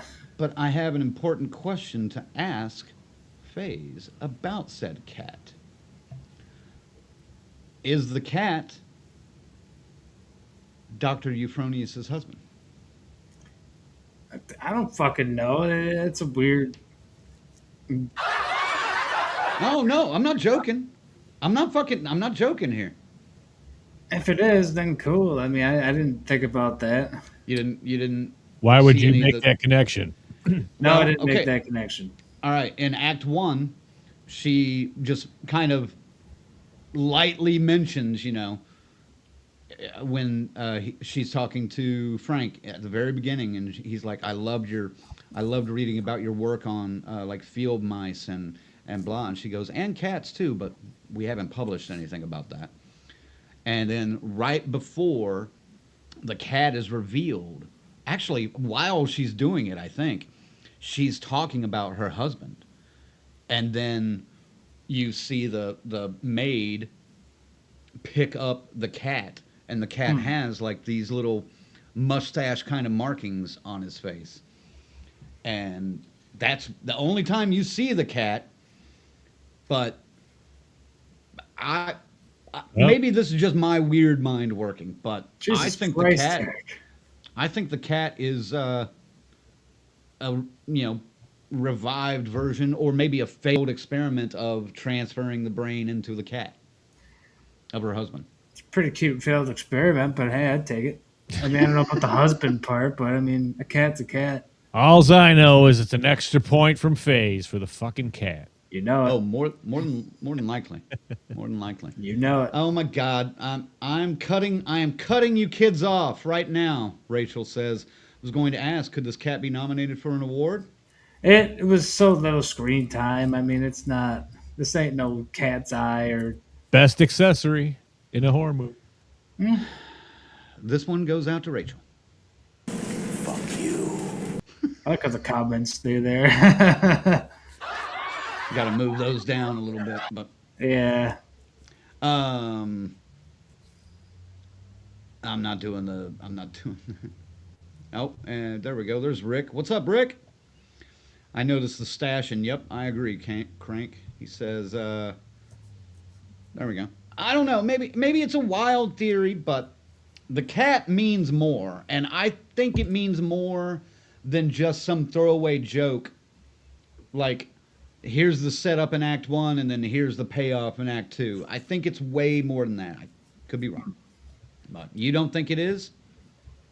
You're the cat expert. The Bride 2. The cat. I'm the cat expert.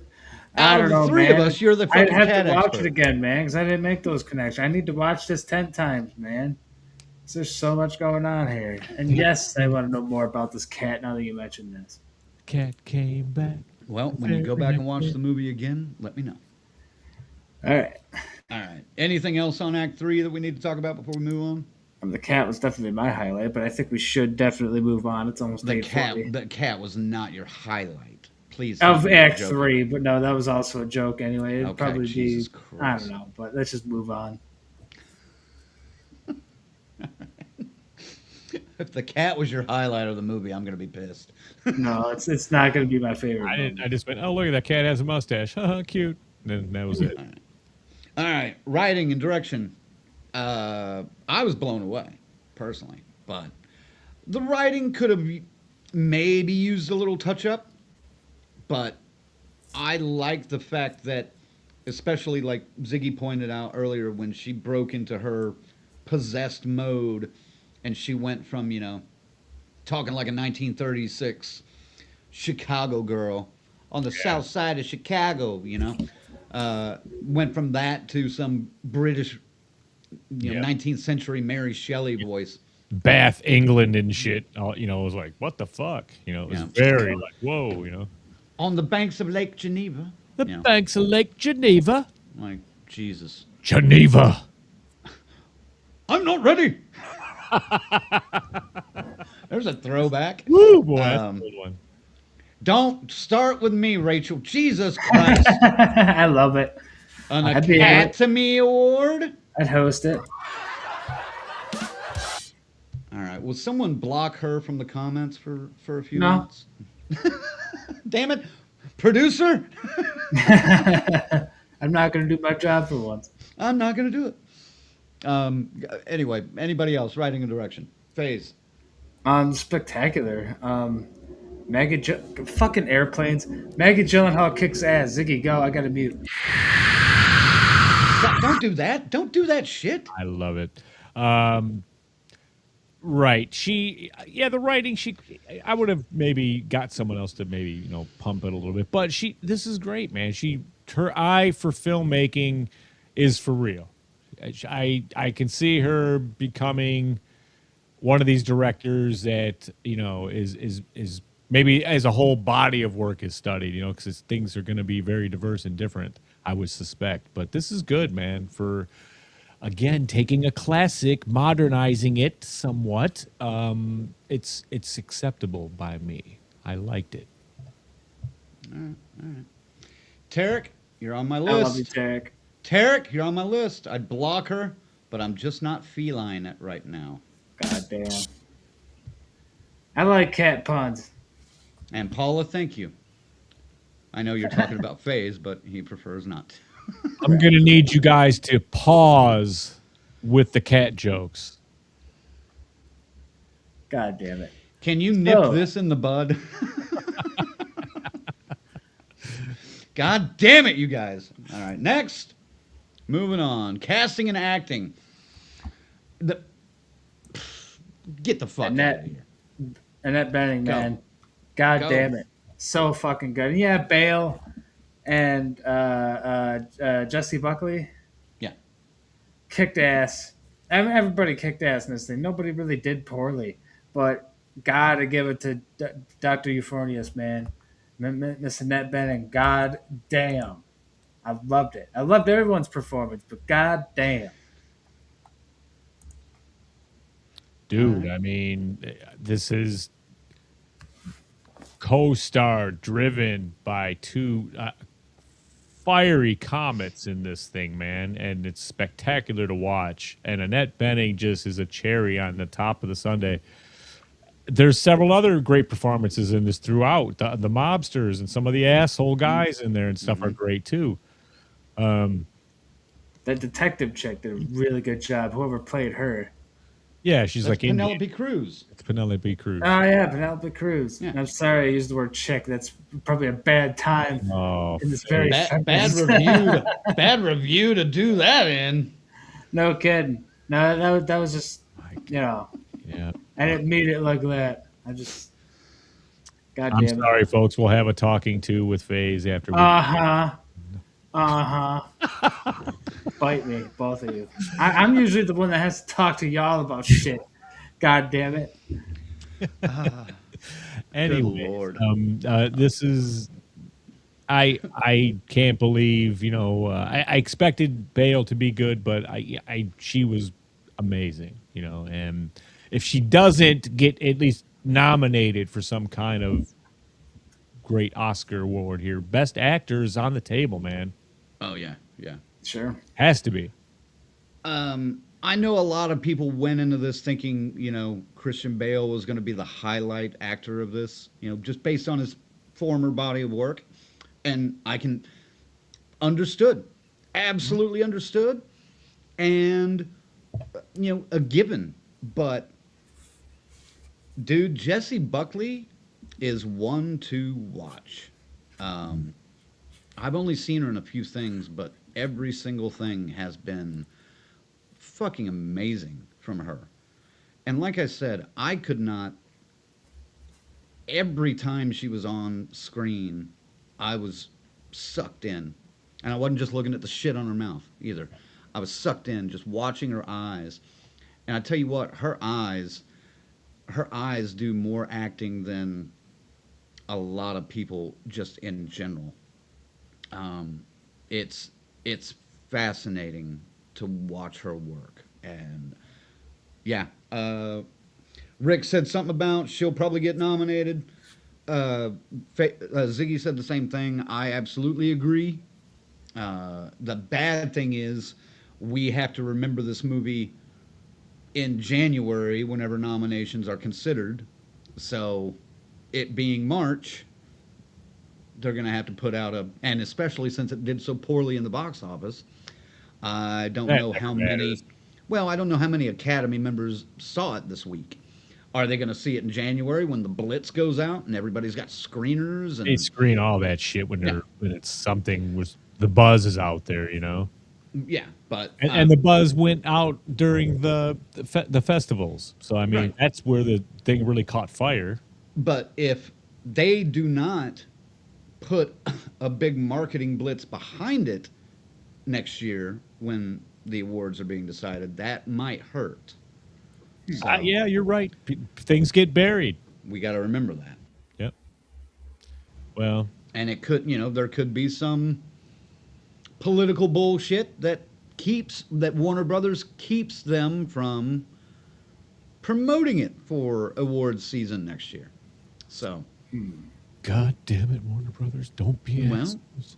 I mean, Warner Brothers is on the auction block right now and may have a new owner here in like a couple of days. And there's some implications to that Yeah. that I know. have a lot of implications for what's coming along. So, all right. Casting and acting, great overall. Favorite moment? Phase. Kitty. No. God damn it. This ain't no alien. But no. I could say the entire opening scene, but I mean, that's a little cheap. I guess I'll pick the moment. Oh, man, there's so many good ones, though. But I'll pick the moment where she's oh my God, Ida is just going back and forth between, herself and Mary right next to the stairs, like right before she gets pushed down. It's just the whole, the crazy motion she was making, the switching between accents, the sheer amount of acting that was going on there was amazing. Well, and she's even acting when she's falling down the stairs, dude. That's true. Yeah, I mean, did you watch that? Uh-huh. That, dude, come the fuck on. And I know that was probably green screened or something. Oh, yeah. No, But, fuck. I mean, that was just impressive. So, Ziggy? all right, Ziggy, yeah. Yeah. I don't know, man. It's I don't know what else to say. Favorite moment.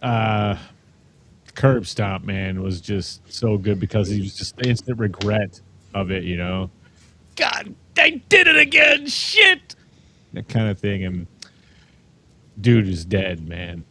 It's not you ain't missing your teeth, bro. You're missing your fucking whole front of your head. It's just it's a melon, a splattered, squished melon. And he didn't even have the big Frankenstein Herman Munster shoes either, but it looked like he did, the damage he did with it. So I mean, Yeah. that was cool in the fact that he tried to ditch her to save her. Mm-hmm. He knew the shit. Oh fuck, they'll come. They'll bring torches and pitchforks and all this shit. And she's like, I don't got anywhere to go. I don't remember where home is. And he was like, come with me. So I mean, but that's it. Yeah, when he beat the fuck out of those assholes was pretty satisfying for me. My favorite moment is kind of a big chunk of the movie, but it all flows and is all important into one thing. And it's basically when they go into that theater and the audience is watching the zombie movie, basically, all the way to where they run off like hand in hand, like that's that chunk. Screaming at the cops, or at the and that encompasses the ritzy glitzy party that they're in too. That's all in there too. That whole segment is just so well done.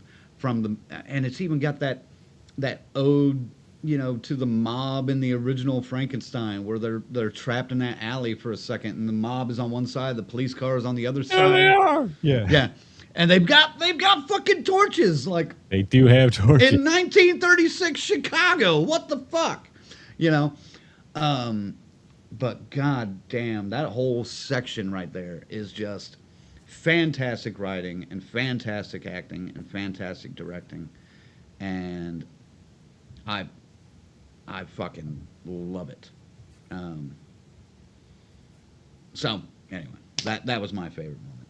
But I love this whole movie. So yeah, once more of you guys have seen it, you'll understand. Good Lord, I'm very interested in this. Final thoughts and ranking.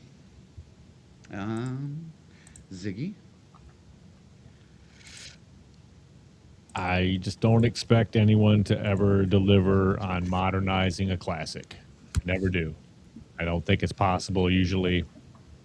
I can say with confidence I've been proven wrong on that with this film. It's entertaining. You could get lost trying to follow all the fucking branches. Real easy. But it's still entertaining. It's darkly funny.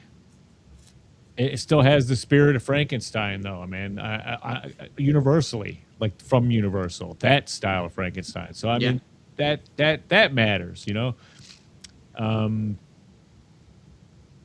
I didn't think I'd like it this much. I really didn't, you know. And you know, I mean, it does have. It has a couple of lagging moments in there. There is, you know, it's not perfect. For Ziggy. Yeah. But it's decent, you know. I mean, the numbers and stuff, like he projects himself into these movies that he's watching, you know, where it's him. He's the star. He becomes the star, and he's the one doing it, which was the funniest one was the putting on the Ritz, because he's fucking looks like goddamn young Frankenstein up there, you know. The only thing he didn't do was go put on the Ritz. They even had the head in the jar thing, where, well, like one moment where her head's in the jar and she's like, I can't breathe, and you know, Can't breathe, yeah. I was like, there you go. There were nods everywhere, dude. That'd be normal, yeah. A score.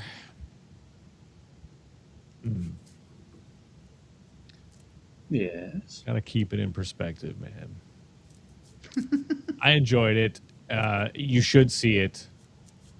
I'm gonna go 7.5 with this. Jesus fucking Christ! All right. Wow. It's a little lower than I was figured. feeling I figured. from what you. I mean, just the way you've been talking most of the night. Well, I mean, was expecting something a little higher. Keeping it real. It's enjoyable, but I mean, like I said, it's not perfect. All right. Phase. Also, when you go next, but that's all right. You want me to go next? I mean, it doesn't matter. I can. I don't mind. I'm kind of looking for a comment that I saw earlier, but now I can't fucking. Oh, there it is. Oh. I wanted to show this one off because I thought it was funny. Tarek says, Faye's having the occasional, you know what, fuck you guys moment is peak DCS every single time. That's what they want, man. We give the people what they want. And yes, folks, please share your scores in the comments. Yeah. Whole day I mentioned a lot of already did. But yes, rank the film The Bride. But yeah, folks, this one was a strong goddamn film. That beginning act was just stunning. It carried through very strongly. I didn't feel like it was slow. I usually don't do well with films that are over 2 hours long, but with this one I did. There it is. There's the first time he mentions it. The first fucking time he mentions it. An hour and 49 minutes in. And even then, I'm not bitching about it. Like, I'm into it. Like, I'm into it, like, because there's nothing I would remove from this film. In fact, make it a little longer with some more violence that had to get cut. I don't fucking care. I'll watch a director's cut. A little bit of direct violence would have definitely sweetened my pot up over here. Sure, I could see that with Ziggy too, to bump that up to an 8 at least. Because goddamn, that's almost an 8. Almost an 8. Almost an 8. Director's cut will have violence. I would normally give this at the lowest a 9, even though I'm feeling more 9.5. However, there's a cat, so it's a 10. I play by my rules, baby. I mean, a cat always adds a point. So The Bride gets a 10 from CJ's. Is that your first 10? Sinners. I mean, I gave it a 9.5 in the show, but I bumped it up later. Didn't expect a 10. I figured a 9 from you. Wow. I don't know. Go ahead, Crank. I had a cat. Now your thunder's been stolen. Exactly. Yeah, I gave you a chance to fucking. It's all right. No, I wanted you. I wanted somebody else to give this a 10. Um, Dude, I've seen this movie twice now, and both times I have walked out just on cloud nine. Now, the first time I had a chance, an opportunity to talk to somebody about it for like 15, 20 minutes after the movie, and that felt fucking good. This time I had to wait an hour to talk to you guys about it, but this felt fucking good. Fuck, there's not a whole lot negative I can say about this movie, and I've tried looking for it. Now, that being said, a lot of people are going to find complaints in this movie because of the wokeness or social justice, the social commentary, which What, I find- 1936 comments? What the fuck, Right. man, you know? right. I find those kind of reviews though pretty ironic because horror has always been known as, kind of shining a spotlight, sometimes exploitatively, on women's rights. And especially the horror genre as it has evolved into now, the 21st century, it's giving filmmakers more opportunity to say what they want to say in an unabashedly, just out there way. This is one of those fucking movies. If you don't like those kind of fucking movies, don't go. Because all you're going to do is bitch and moan about it afterwards. And that's fine. I don't You even. disagree? No, I don't even think that's, you know what I mean? Their message is fine, and the way they deliver it. The message is fine. Yeah. And I think that the way they deliver it is fine too. But you got to admit, they crank it up to 11 many, many fucking times with the message. Now, I dug it.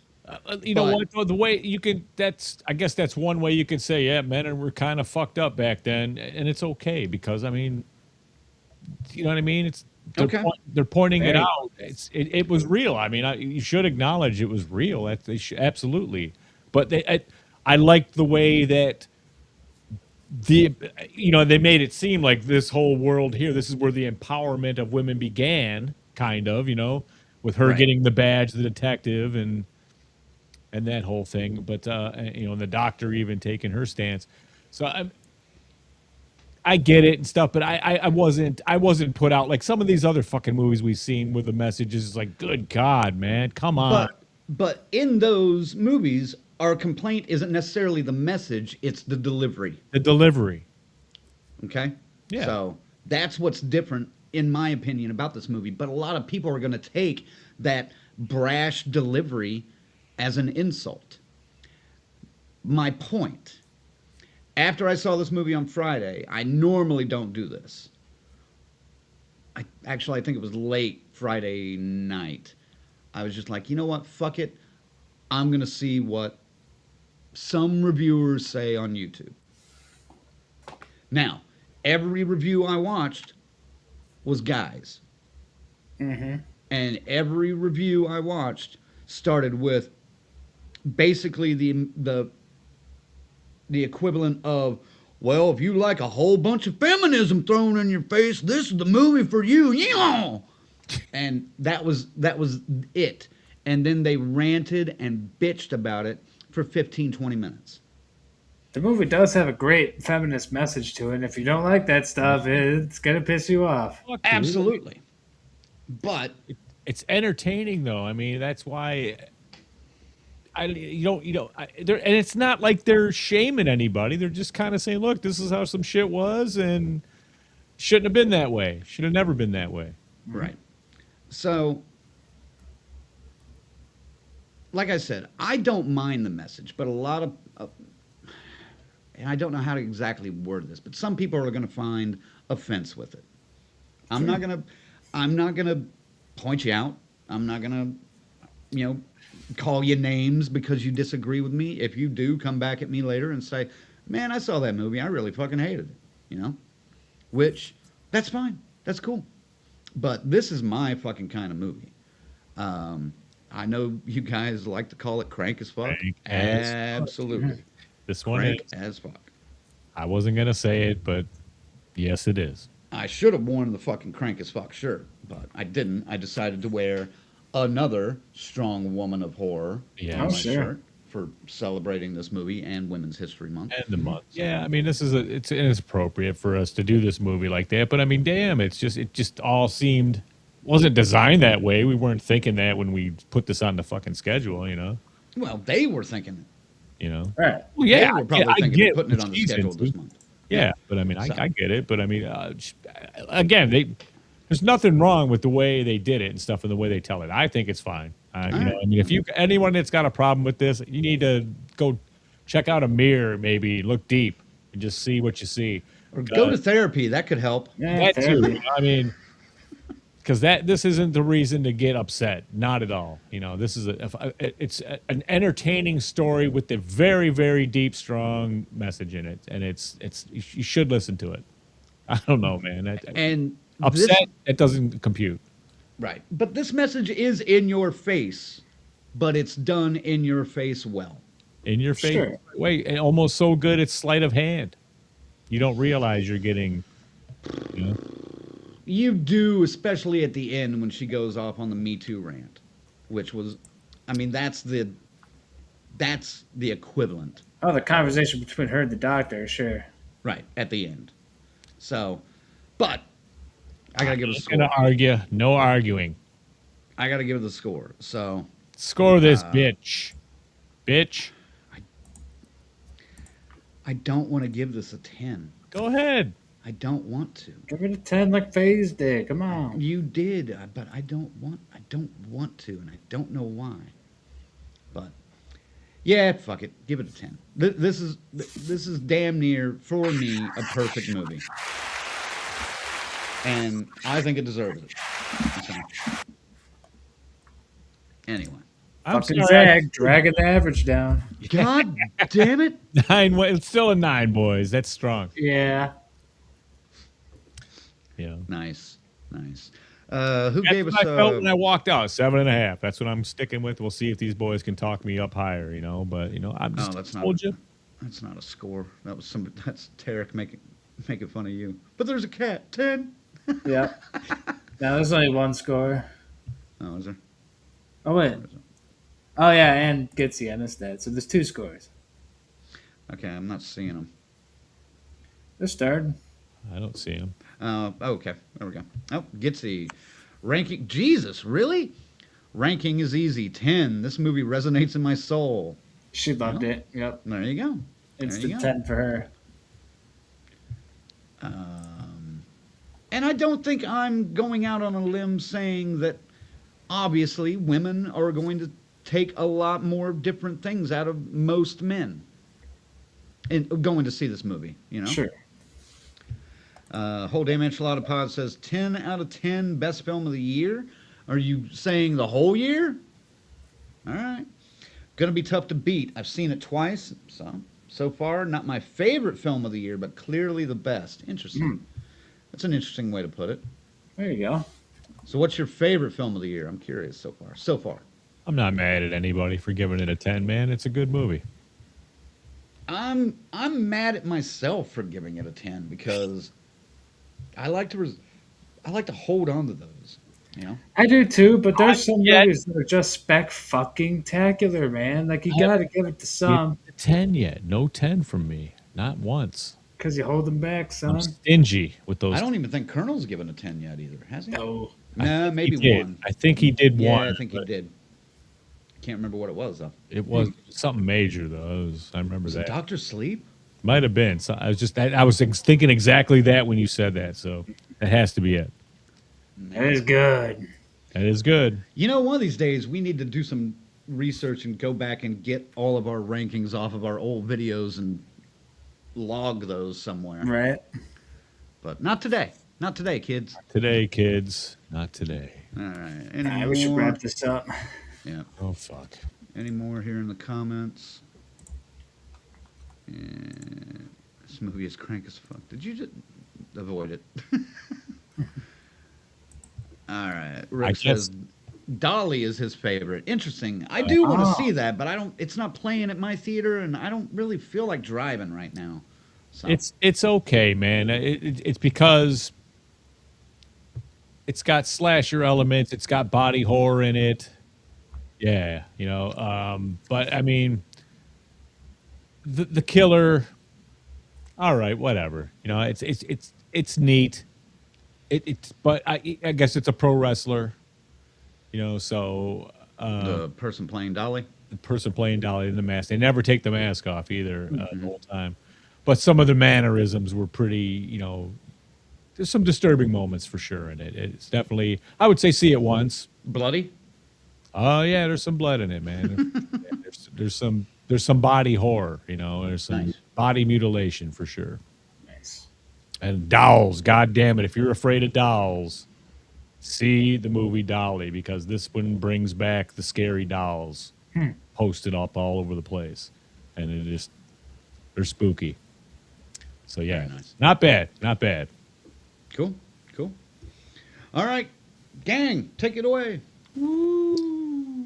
Uh-oh. Folks, special thanks to our final girls and guys. We got Christy, Seaface, Luke, the Muffinator, Alex, and Tyrone. The Crazy Ralphs, Bell's Fancy Creations, Dr. Smiley, Grizzly and Paula, Margaret Crypt Horror, Joshua, Raymond, Alan, Twisted Twinning, and the whole damn Enchilada Pods. Thursdays at 7. Our camp counselors, Adam, Christy, Lou, S. Michael, Jimmy and Rachel, Stacy Lynn, Orlando, Angie, Chuck Shank, Dave, Carl, Patricia, Kristen, JJ, and Indy the dog. Golf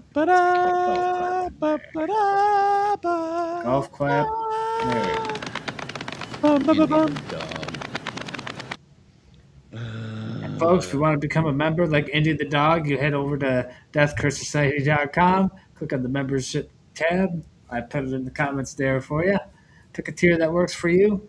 Pick a name that works for you. And yeah, we'll put it up there. And thank you for the support.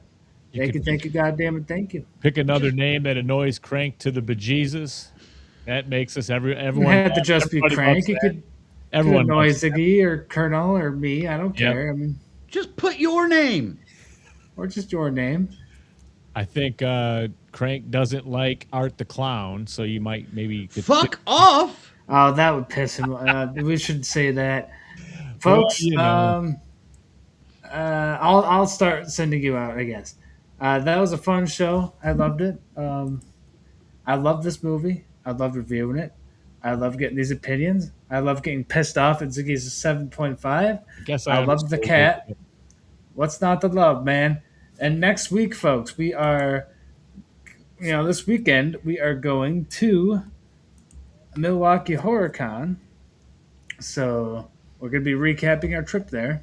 And going for the world record of Jason cosplays. Yes, South. That's right. St. John's Jason is in the house. He's wanting to know if we're still fucking going. You goddamn right we're going. We're going to be there. Jason Voorhees, baby.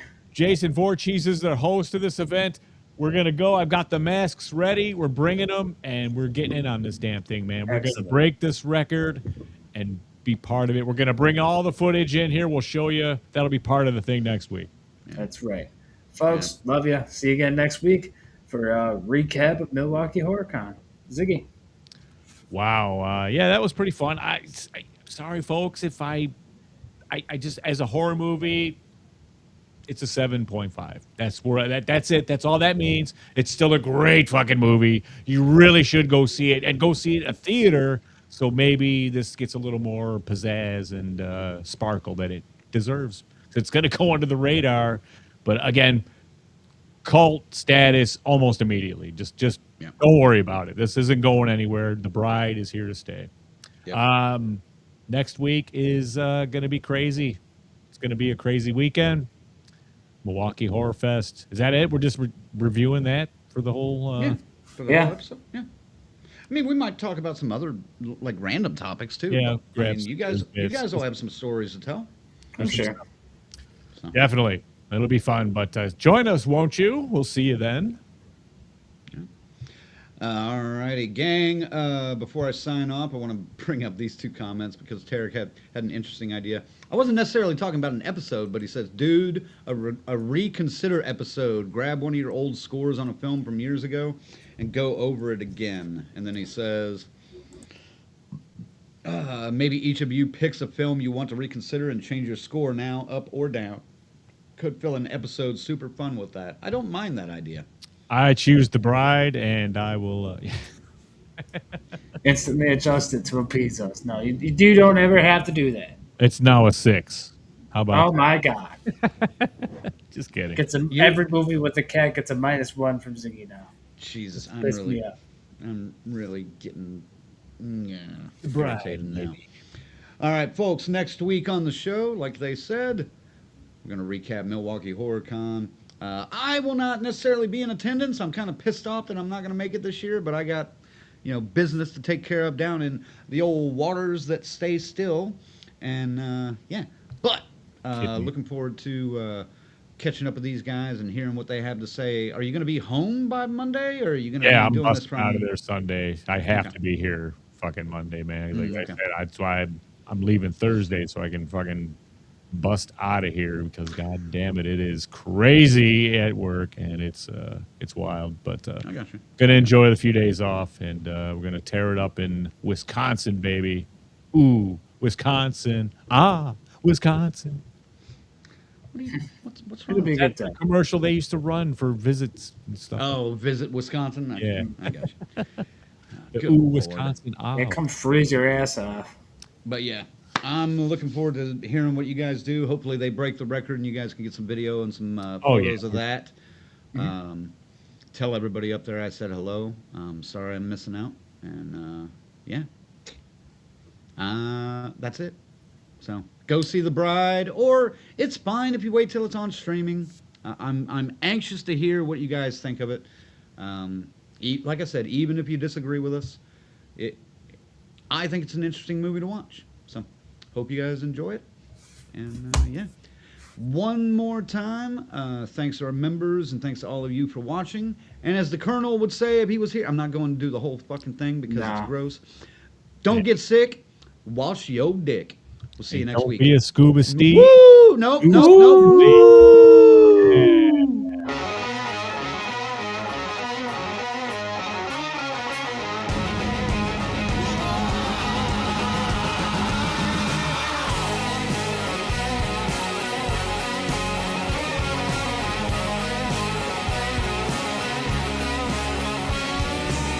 Collecting light image, focused to rip the skin. Remembering those muddy creeks, illusions to swim in.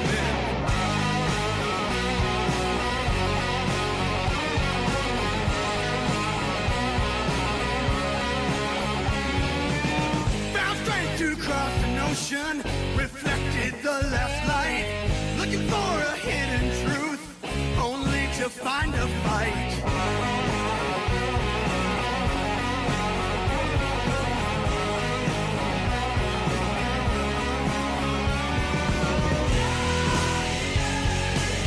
I found a new way